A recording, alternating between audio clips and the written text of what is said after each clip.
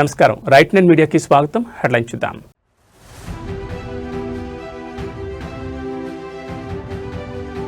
Ali Khamenei మృతి వార్తలతో ప్రపంచం షేక్. భారత్లో మతపరమైన అల్లర్లు జరగకుండా నిఘా నీడ.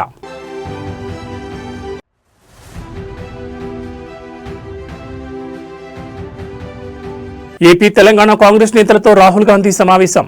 డీసీసీ అధ్యక్షుల శిక్షణ శిబిరంలో పాల్గొని దిశానిర్దేశం.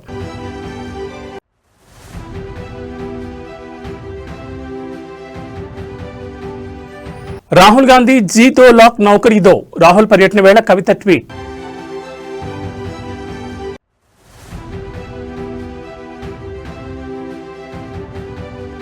దుబాయ్లో మంత్రి తుమ్మల నాగేశ్వరరావు. యుద్ధ మేఘాల మధ్య నిలిచిపోయిన ప్రయాణం. ఇక వివరాలు చూస్తే దేశంలో హై అలర్ట్ ప్రకటించింది కేంద్ర హోంశాఖ. పశ్చిమ ఆసియాలో యుద్ధం చిచ్చు రేపుతోంది. అమెరికా, ఇజ్రాయెల్ జరిపిన దాడుల్లో Iran supreme leader Ali Khamenei మరణించారన్న వార్తలు ప్రపంచవ్యాప్తంగా పెను సంచలనం సృష్టిస్తున్నాయి. ఈ పరిణామాల ప్రభావం భారత్పై పడకుండా కేంద్ర ప్రభుత్వం అన్ని రాష్ట్రాలను అప్రమత్తం చేసింది. ముఖ్యంగా మతపరమైన అల్లర్లు జరిగే అవకాశం ఉందన్న నిఘా వర్గాల హెచ్చరికలతో గాలిలో యుద్ధ ప్రాతిపదికన భద్రతా చర్యలు చేపట్టారు.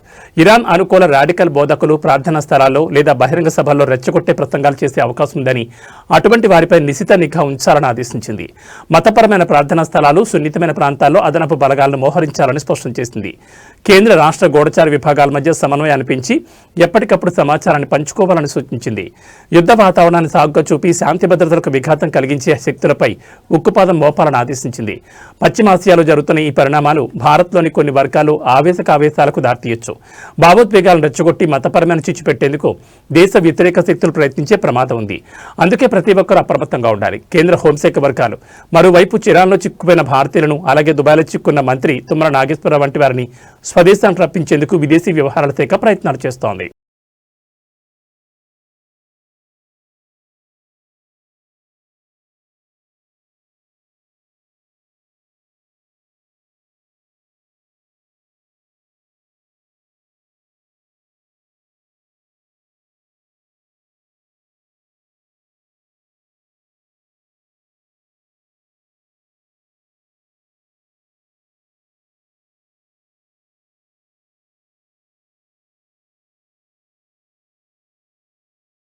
లోక్సభ ప్రతిపక్ష నేత కాంగ్రెస్ సీనియర్ నాయకులు రాహుల్ గాంధీ ఇవాళ తెలంగాణలో పర్యటించారు. తెలంగాణ, ఏపీ కాంగ్రెస్ పార్టీల రాజకీయ వ్యవహారాల కమిటీల సంయుక్త సమావేశంలో ఆయన పాల్గొన్నారు.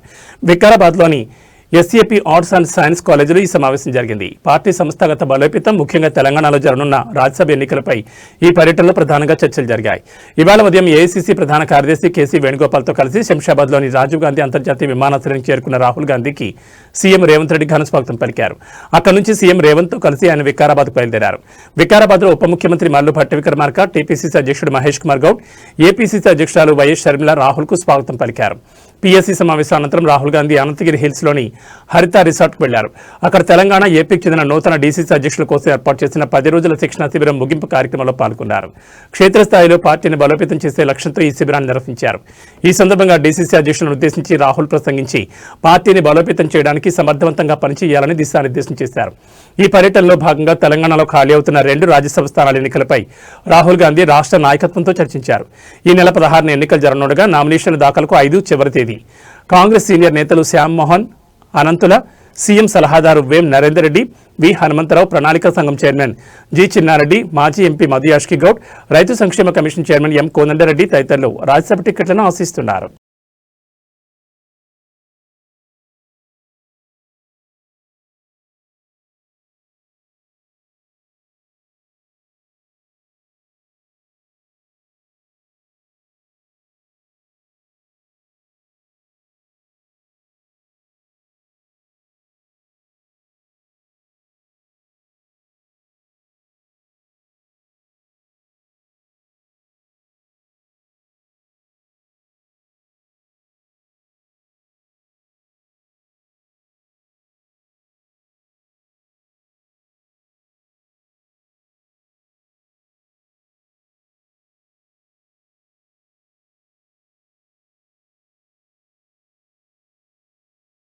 తెలంగాణ పర్యటనలో ఏఐసీసీ అగ్రనేత రాహుల్ గాంధీకి చుక్కెదురైంది. అటు కాంగ్రెస్ శ్రేణులు స్వాగతం పలుకుతుంటే ఇటు బీఆర్ఎస్ నేత కల్వకుంట్ల కవిత ఎక్స్ వేదికగా ప్రశ్నల వర్షం కురిపించారు. ఏడాదిలో 2 లక్షల ఉద్యోగాలు ఇస్తామన్నారు, ఏమైంది ఆ హామీ అంటూ నిలదీశారు. నిరుద్యోగులు గోడు మీకు పట్టదా అని రాహుల్ను సూటిగా ప్రశ్నించారు. అధికారంలోకి వస్తే ఏడాదిలో 2 లక్షల ఉద్యోగాలు ఇస్తామన్నారు. ఇప్పుడు 2.5 ఏళ్లు గడిచినా అతి లేదు. కాంగ్రెస్ గద్దెనెక్కడానికి నిచ్చెన మెట్లుగా నిలిచిన నిరుద్యోగుల ఆస్తులను చిరిమేశారు. ఉద్యోగాలు అడిగితే పోలీసులతో లాఠీచార్జీలు చేయిస్తూ అణచివేతకు పాల్పడుతున్నారు. మీరు ప్రకటించిన యూత్ డిక్లరేషన్ ఒక బోగస్. జాబ్ క్యాలెండర్ అడ్రస్ లేకుండా పోయింది. ఇచ్చిన మాట తప్పడం కాంగ్రెస్ నైజమని కవిత దుయ్యబట్టారు. రాహుల్జీ, ఇది పోరాటాల పురిటిగడ్డ. మాట తప్పకండి. వెంటనే 2 లక్షల ఉద్యోగాలు భర్తీ హామీని అమలు చేయించండి. రాహుల్ గాంధీ డీసీసీ అధ్యక్షుల శిక్షణలో దిశానిర్దేశం చేయడానికి వచ్చారు. అయితే బయట కవిత లేవనెత్తిన ఈ నిరుద్యోగ అంశంపై కాంగ్రెస్ నేతలు ఎలా స్పందిస్తారో చూడాలి. మరి ఇది కేవలం పొలిటికల్ ఆటక లేక నిరుద్యోగుల తరపున గళమా అనేది చర్చనీయాంశంగా మారింది.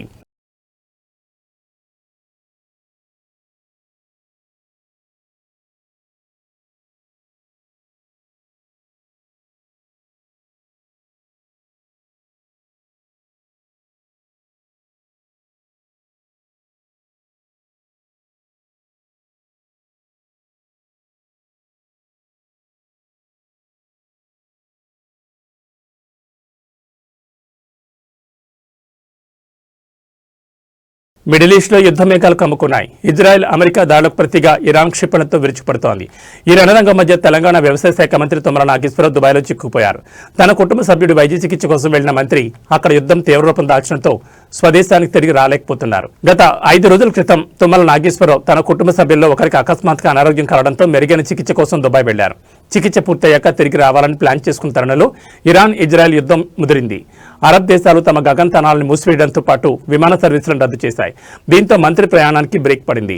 మంత్రి తుమ్మల నాగేశ్వరరావు దుబాయ్లో చిక్కున్న విషయంపై ప్రభుత్వం నిశ్చితంగా గమనిస్తోంది. విదేశీ వ్యవహారాల శాఖతో సంప్రదింపులు జరిపి ఆయన్ను క్షేమంగా తీసుకొచ్చేందుకు ప్రయత్నాలు జరుగుతున్నాయి. యుద్ధ తీవ్రత తగ్గగానే ఆయన తిరిగి వచ్చే అవకాశం ఉంది. యుద్ధం ఎప్పుడు శాంతిస్తుందో, విమాన సర్వీసులు ఎప్పుడు పునరుద్ధరించబడతాయో తెలియని పరిస్థితి నెలకొంది. మంత్రి తుమ్మల సురక్షితంగా తిరిగి రావాలని ఆయన అనుచరులు, పార్టీ శ్రేణులు కోరుకుంటున్నారు. అక్కడొకళ్ళు చచ్చిపోయినటువంటి పార్టీని బతికియాలనో, పోయిన అధికారాన్ని సాధించాలనో కొంతమంది ప్రయత్నం చేయొచ్చు, విఫల ప్రయత్నం. కానీ రైతులతోటి కాదు మీ ప్రయత్నం. కేంద్రంతో దెబ్బలాడండి. మీరు రేపు ఓట్లు ఎవరికి వేస్తారో కూడా మాకు తెలుసు. మరి వాళ్ళ దగ్గర నుంచి తీసుకురండి 2 లక్షలు. కాబట్టి దయచేసి అతి మాటలో, అహంకారపూరిత మాటలు, అబద్ధపు మాటలు మాట్లాడి రాజకీయ పార్టీల యొక్క పరువును తీసుకోవద్దు, మీ యొక్క మిగిలిపోయిన ఉనికిని చంపుకోవద్దు. కాబట్టి దయచేసి మీరు ఎన్ని ఇబ్బందులు పెట్టినా, ఎన్ని కష్టాలు పెట్టినా, రాజకీయ పరంగా తెలంగాణ ప్రభుత్వాన్ని సాధించాలని మీరు అనుకున్నా, ఏదో వంకతోటి మోటార్లు ఆన్ చేయకపోతే ఒకడు వెళ్ళి నేను నొక్కుతున్నట్టు, యూరియా ఇవ్వకపోతే నేను వెళ్ళి పగలగొడుతున్నట్టు, అక్కడ పంపుల ఆపరేటర్ ఉంటాడు, ఆడ ఆన్ చేస్తాడు, దానికి మాన్యువల్ ఉంటుంది, దాని ప్రకారంగా వాళ్ళు ఆపరేట్ చేస్తారు. గేట్లు ఎత్తేది ఆ ప్రాజెక్ట్కి ఏ లెవెల్ వస్తే గేట్లు ఎత్తాలో అక్కడ ప్రాజెక్ట్ అధికారులు ఉంటారు, వాళ్ళు ఎత్తుతారు.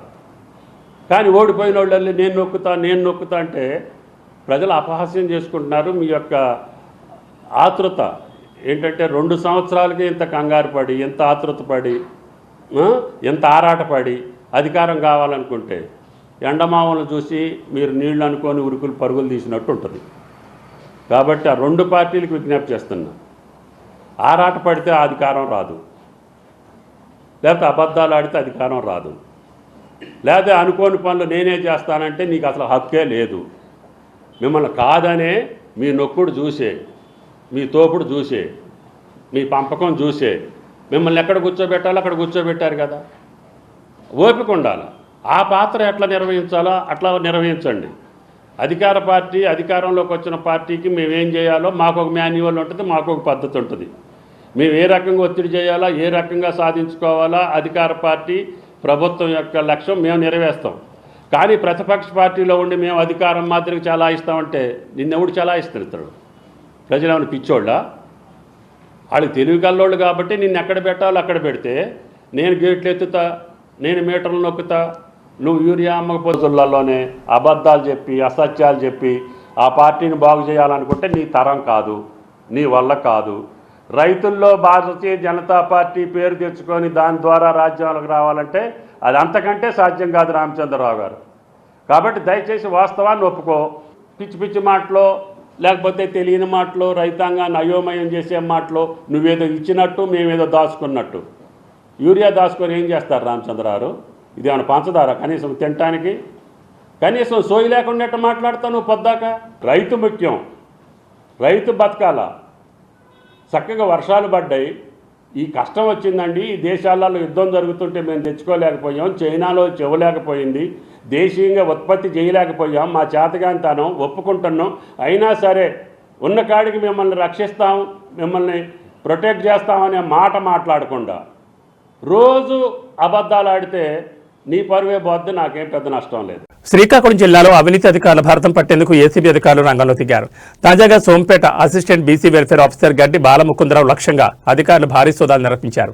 సోంపేట డివిజన్ పరిధిలోని బీసీ సంక్షేమ హాస్టల్కు సంబంధించిన డైట్ ఛార్జీల బిల్లుల మంజూరు కోసం బాలముకుందరావు లంచం డిమాండ్ చేసినట్లుగా పెద్ద ఎత్తున ఆరోపణలు, ఫిర్యాదులు అందాయి.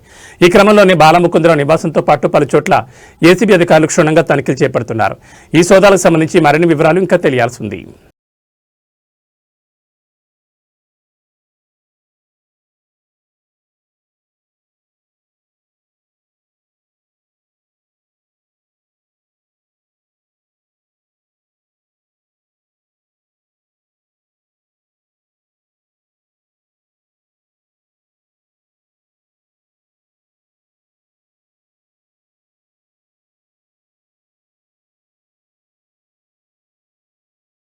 సూర్యాపేట జిల్లా తిరుమలగిరిలో రాజకీయ యుద్ధం ముదురుతోంది. మున్సిపాలిటీని బీఆర్ఎస్ కైవసం చేసుకోవడాన్ని జీర్ణించుకోలేక కాంగ్రెస్ నాయకులు కుట్రలకు తెరలేపారని గులాబీ శ్రేణులు ఆరోపిస్తున్నాయి. అర్ధరాత్రి పూట మున్సిపల్ సిబ్బంది సహాయంతో బీఆర్ఎస్ పార్టీ ఫ్లెక్సీలను పోలీసులు తొలగించడం ఇప్పుడు తీవ్ర ఉద్రిక్తతకు దారితీసింది. దీనిపై ప్రశ్నించిన తమ నేతలను పోలీసులు దుర్భషలాడారని బీఆర్ఎస్ మండిపడుతోంది. తిరుమలగిరి మున్సిపాలిటీలో బీఆర్ఎస్ విజయోత్సవ ఫ్లెక్సీలను, పార్టీ జెండాలను పోలీసులు, మున్సిపల్ సిబ్బంది కలిసి అర్ధరాత్రి వేళ తొలగించారు. నిబంధనలకు విరుద్ధంగా ఫ్లెక్సీలు ఎలా తొలగిస్తారని ప్రశ్నించిన బీఆర్ఎస్ నాయకులపై స్థానిక ఎస్ఐ సైదులు దుర్భషలాడారు. అసభ్య పదజాలంతో విరుచుకుపడ్డారని బాధితులు ఆవేదన వ్యక్తం చేస్తున్నారు. మున్సిపాలిటీలో బీఆర్ఎస్ జెండా ఎగరడం ఓర్వలేక అధికార పార్టీ ఒత్తిడితోనే పోలీసులు ఈ విధంగా ఓవరేషన్ చేస్తున్నారని బీఆర్ఎస్ నేతలు ఆగ్రహం వ్యక్తం చేస్తున్నారు.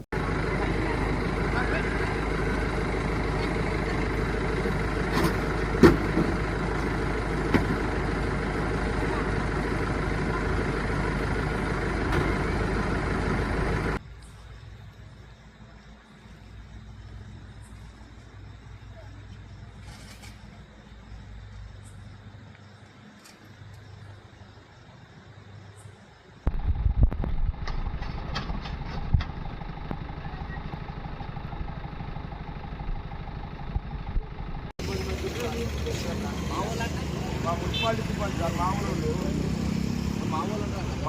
సార్ ఈ రాత్రి వాళ్ళు తీసుకొచ్చే కర్మ ఏంటి సార్? వాళ్ళకి కర్మ ఏంటి? వాళ్ళకు రాత్రి జీతం తెగట్లే, జీతం లక్ష రూపాయలు ఇస్తారు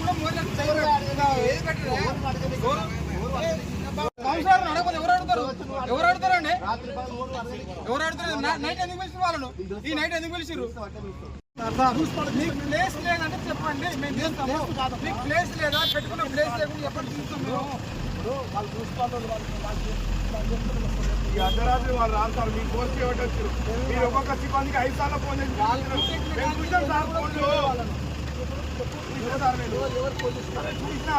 చూసిన మీరు రాకముందు చూపించారు.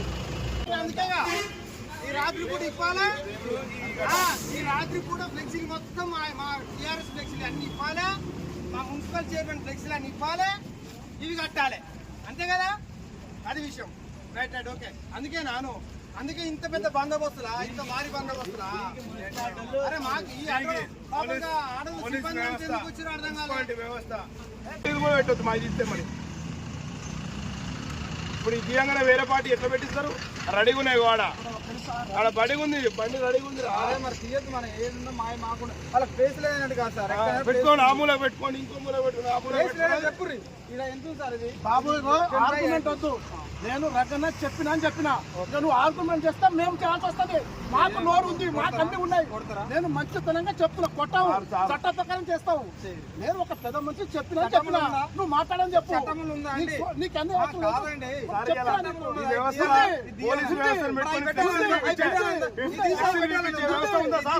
ఉందా సార్? ఈ దిశాయి పెట్టాలి సార్ చట్టంలో ఈ దిశాయి పెట్టాలి.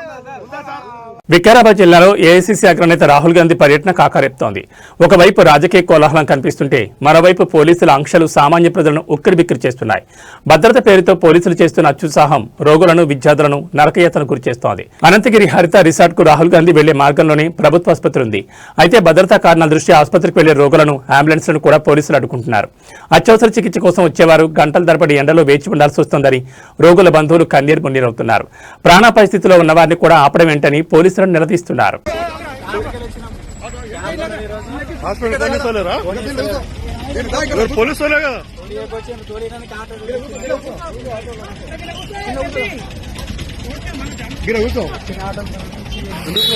రాణిస్తలేరా పోలీసు వాళ్ళు? రాణిస్తలేరా ఇక్కడ ఆటోలో ఇట్లా అంత దూరం ఆటోలో ఇట్లా తొలిమట్టి కూడా తొలిస్తలేరా? పోలీసు వాళ్ళ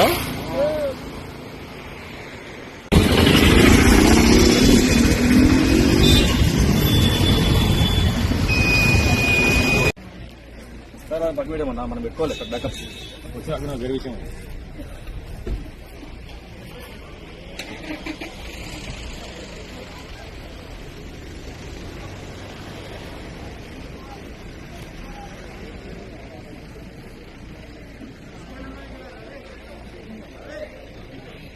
హైదరాబాద్లోని ఎల్బీ నగర్ సాగర్ రింగ్ రోడ్పై ఫ్లైఓవర్పై ఈ రోజు తెల్లవారుజామున ఘోర ప్రమాదం చోటు చేసుకుంది.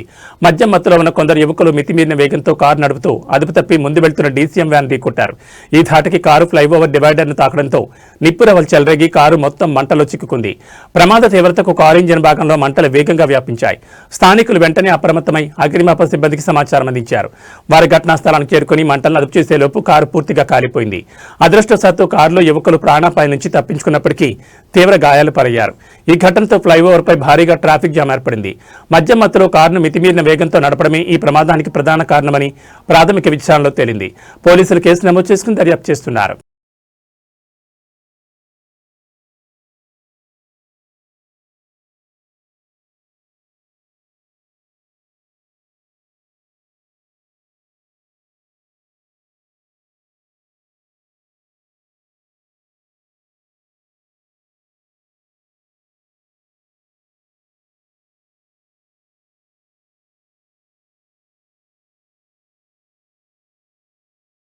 రేపు ఏర్పడనున్న పాక్షిక చంద్రగ్రహణం ప్రభావంతో తెలుగు రాష్ట్రాల్లోని ప్రధాన ఆలయాలు మూతపడనున్నాయి. ఖగోళ శాస్త్రం, హిందూ ధర్మశాస్త్రం ప్రకారం గ్రహణ సమయంలో ఆలయాలను మూసివేసి గ్రహణానంతరం సంప్రోక్షణ, శుద్ధి కార్యక్రమాలు నిర్వహించడం ఆనవాయితీగా వస్తోంది.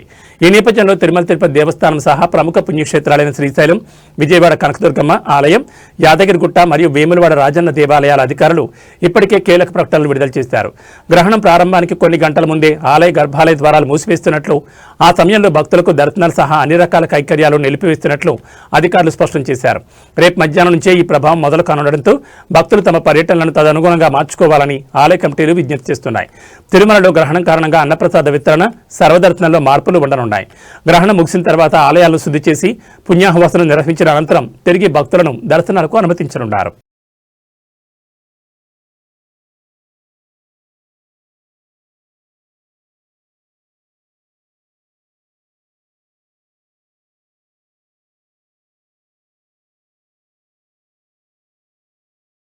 నాగర్ కర్నూలు జిల్లా బాల్మూరు మండలం తుమ్మెన్పేట గ్రామంలో సోమవారం ఉదయం 11:15 నూతన దంపతులు విజయ్ దేవరకొండ, రష్మిక వేద మంత్రాలతో డప్పు వాయిద్యాల మధ్య తులసిమాతకు ప్రత్యేక పూజలు చేశారు. అనంతరం సత్యనారాయణ వ్రతం కార్యక్రమంలో ఆశీనులయ్యారు. ఈ కార్యక్రమానికి కుటుంబ సభ్యులు, అచ్చంపేట నియోజకవర్గంలో ఉన్న వివిధ పార్టీల ముఖ్యులు, గ్రామానికి చెందిన దాదాపు 400 మంది హాజరయ్యారు. విజయ్ దేవరకొండ, రష్మిక పెళ్లి సందర్భంగా గ్రామాల్లో పెద్ద ఎత్తున సందడి వాతావరణం నెలకొంది. ఆంక్షలు విధిస్తూ ముందస్తు పాసుల అనుమతి ఉన్న వారికి మాత్రమే ప్రైవేట్ సెక్యూరిటీ సైన్యం మండపంలోకి అనుమతిస్తున్నారు. భద్రతా ఏర్పాట్లను అచ్చంపేట డీఎస్పీ పల్లె శ్రీనివాస్, సిఐ నాగరాజు, బల్మూరు ఎస్ఐ రాజేంద్ర ఆధ్వర్యంలో ఏర్పాటు చేస్తున్నారు.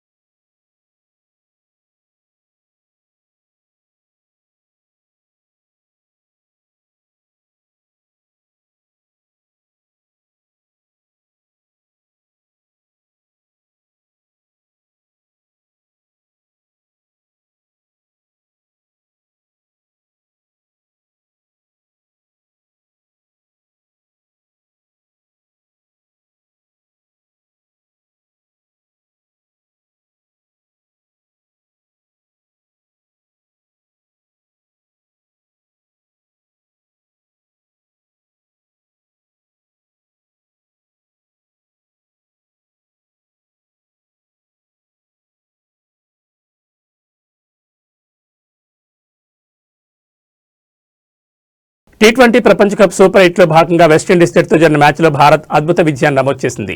కోల్కతాలోని ఈడెన్ గార్డెన్స్ మైదానం వేదికగా జరిగిన ఉత్కంఠభరిత మ్యాచ్లో వెస్టిండీస్ను 5 వికెట్ల తేడాతో ఓడించింది. మొత్తంగా 5 వికెట్లు కోల్పోయిన టీమిండియా 19.2 ఓవర్లలో 199 పరుగులు చేసింది. ఈ మ్యాచ్లో team India star batter Sanju Samson చివరి వరకు పోరాడి జట్టుకు విజయాన్ని అందించారు. ఈ విజయంతో భారత్ తన ఆధిపత్యాన్ని చాటుకోగా వెస్టిండీస్ సెమీస్ చేరే అవకాశాన్ని చేజార్చుకుంది.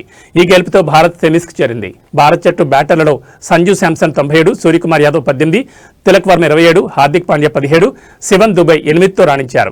విండీస్ బౌలర్లో జాసన్ హోల్డర్, షమర్ జోసెఫ్ 2 వికెట్లు, అఖిల్ హోసెన్ 1 వికెట్ తీశారు. ఈ మ్యాచ్లో టాస్ గెలిచిన టీమిండియా బౌలింగ్ ఎంచుకుంది. తొలుత బ్యాటింగ్ చేసిన విండీస్ 20 ఓవర్లలో 4 వికెట్ల నష్టానికి 195 పరుగులు చేసింది. Roston Chase 40, Jason Holder 37, Rovman Powell 34, Shai Hope 32, Shimron Hetmyer 27, Sherfane Rutherford 14 రాణించారు. భారత్ బౌలర్లలో జస్ప్రీత్ బుమ్రా 2, హార్దిక్, వరుణ్ తలో వికెట్ తీశారు.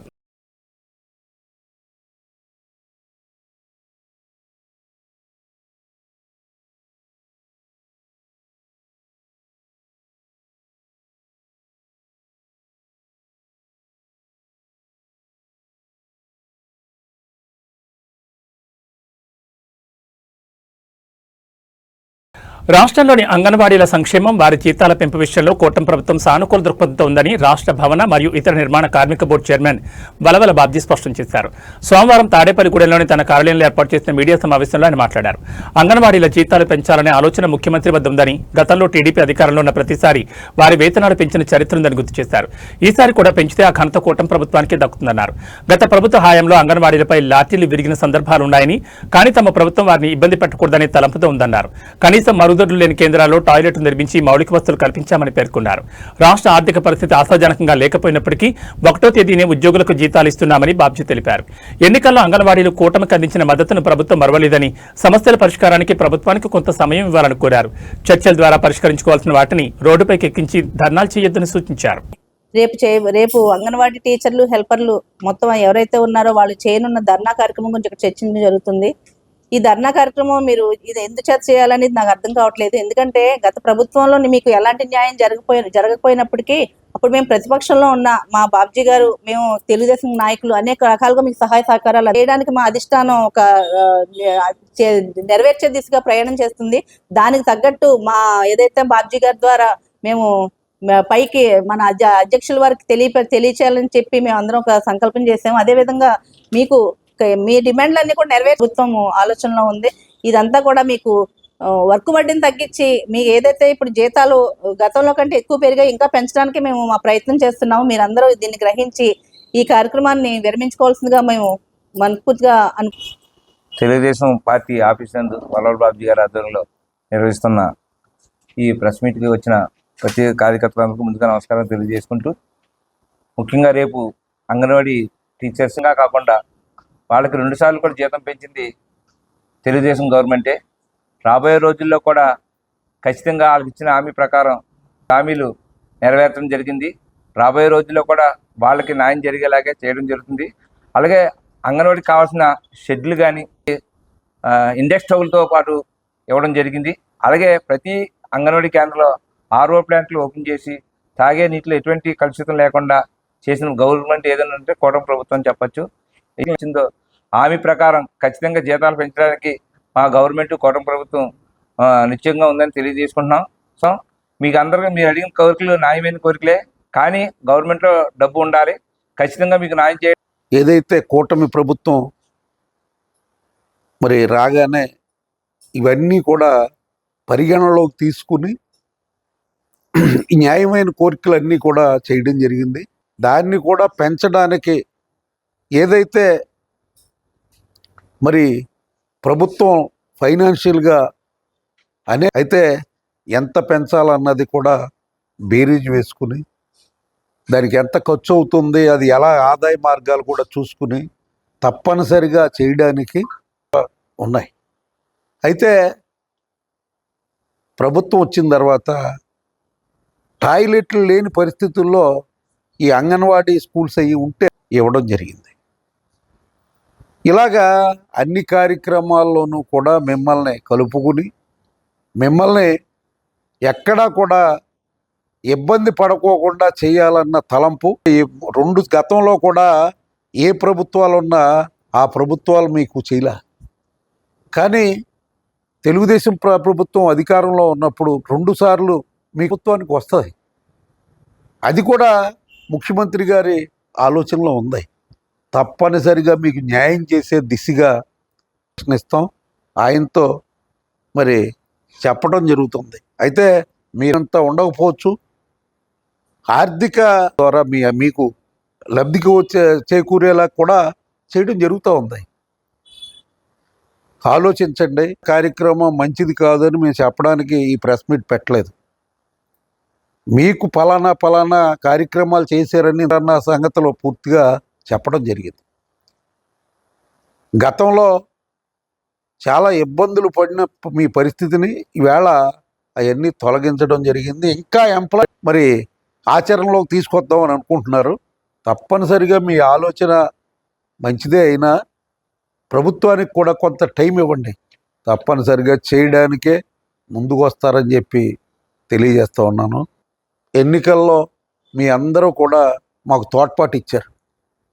మీ రుణం తీర్చి మీరు అడక్కోకుండానే దాదాపుగా అన్ని కార్యక్రమాలు చేయడం జరిగింది. ఒక్క శాలరీ విషయంలో మరి అది చేస్తారని చెప్పి తెలియజేస్తూ అప్పటిదాకా ఓపిక పట్టవలసిందిగా మిమ్మల్ని కోరుకుంటూ, ఒక్కసారి ముఖ్యమంత్రి గారి దగ్గర మీరు ఈ కార్యక్రమాన్ని డైరెక్ట్గా పెట్టడం జరిగింది. ఆలోచించి మంచి నిర్ణయం తీసుకోండి. ఇప్పుడు మిమ్మల్ని ఏదో ధర్నా చేసిన రోజున వైసీపీ ఏబీ బులెటిన్ విశేషాలు మరో బులెటిన్ మళ్ళీ కలుసుకుందాం. నమస్కారం.